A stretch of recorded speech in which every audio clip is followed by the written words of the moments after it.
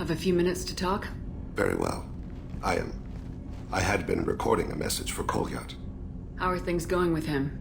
It is difficult. All things worth keeping are. I never explained. I suppose the story of my wife's death took you by surprise. I figured you'd explain to me when you were ready. I appreciate your patience. I kept my work clear of our home life. I assumed that would be enough to protect Erica. That memory I mentioned before. Laser dot trembles on the target's skull. The smell of spice on a spring wind. Sunset eyes defiant in the scope.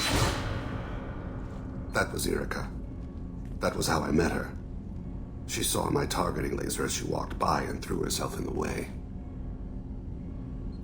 So how'd she go from blocking your shot to having your children? I had to meet her.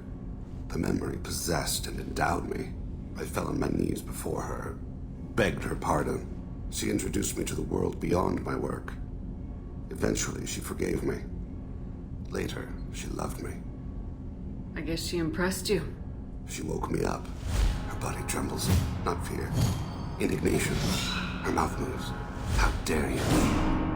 You and I trained to sacrifice ourselves to save others.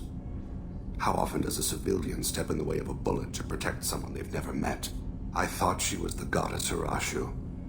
She met my eyes through the scope, and my purpose faltered. When you talked to Kolyat, you said she died. I let myself become complacent. I thought Erica and Kolyat were safe. I stayed away too long, and my enemies came for her. Who came for her? Batarians, a slaver ring that was preying on Hanar outer colonies. I'd killed their leaders. They paid the shadow broker to find out who I was. But they were afraid of me, so they went after her. You told Kolyat that you hunted her killers down. Erica woke me up. When she passed, I returned to my battle sleep.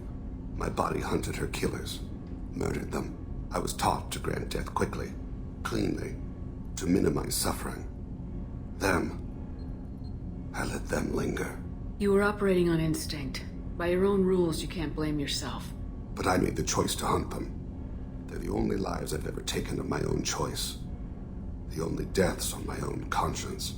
I haven't spoken about my wife, and I don't think I ever have. I didn't have anyone left to tell it to. Maybe I haven't been as upfront as I should be. I'm here for you, Thain. Whatever you need. You are very kind. Thank you for listening, Siha. I think my translator just glitched. What did you call me? Siha. Someday I'll tell you what it means.